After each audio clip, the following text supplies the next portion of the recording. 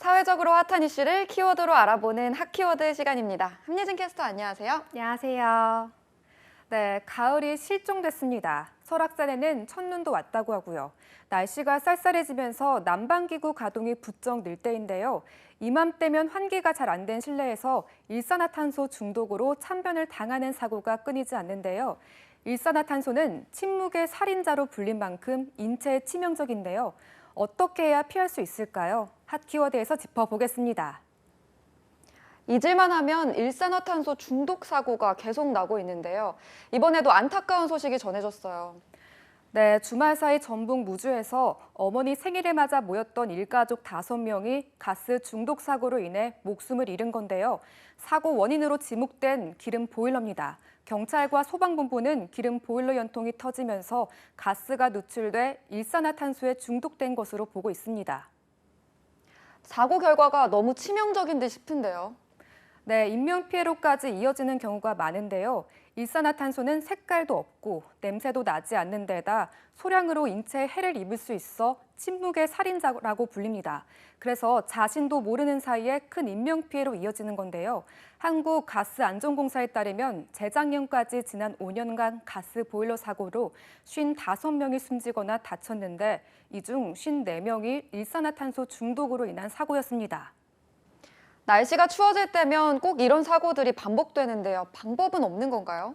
네, 고등학생 10명이 사고를 당했던 4년 전 강릉 펜션 가스 중독 사고 기억하시는 분들 많을 겁니다. 그때도 부실 시공된 보일러 연통에서 배기가스가 새어나와 안타까운 사고로 이어졌죠. 당시 경찰 수사를 통해 보일러 시공업체 대표와 시공 기술자들이 구속됐습니다. 이후 숙박시설에 대한 관리 규정이 강화됐습니다만 이번 사고처럼 가정집의 기름 보일러는 강제관리 대상이 아니라 사고 위험이 큰 상황입니다.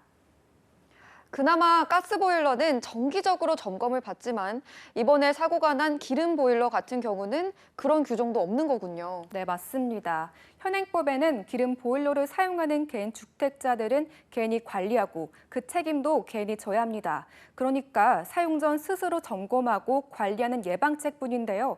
그런데 이번 사고처럼 홀로 사는 고령자들에게는 점검이나 관리가 쉬운 부분은 아닙니다. 그래서 고령자나 취약계층일 경우 위험의 사각지대에 놓였다는 지적이 나옵니다. 날씨가 더 추워지기 전에 대책 마련이 필요해 보이는데요. 네, 전문가들 역시 날이 더 추워지기 전에 독거노인이나 관리하기 힘든 부분에 대해서 지원책 마련이 필요하다고 조언하는데요. 기름 보일러를 점검해준다든지 정기적인 청소를 해준다든지 이런 조치가 뒤따라야 한다는 거죠.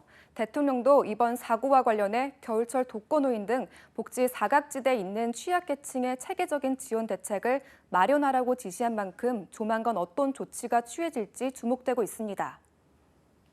우선으로 기름 보일러 사용자가 스스로 대처할 방법이 있을까요? 네, 일산화탄소는 대부분 보일러 배기관을 통해 새어나오기 때문에 사고 예방을 위해서 무엇보다 배기관 점검을 소홀히 해서는 안 되는데요. 오랫동안 작동하지 않았던 보일러의 경우 배기관이 굽어 있거나 빗물이 고여 배기가 원활하지 않을 가능성이 크다고 합니다. 그래서 배기관이 처져 있거나 굽은 부분이 없는지 반드시 확인하고 내부에 이물질로 막혀 있는지 등 살펴보고 청소해주는 일이 필요하고요. 일산화탄소 중독 사고 예방을 위해서는 감지 경보기를 설치하거나 특히 이상 신호가 있을 때 즉시 점검을 받는 것이 가장 좋겠죠. 네, 난방기구 가동이 늘어날 시점인데요. 이런 사고들이 더는 일어나지 않도록 개인의 관리뿐 아니라 제도적인 보완도 하루빨리 이루어져야겠습니다. 지금까지 핫키워드 함예진 캐스터였습니다. 고맙습니다.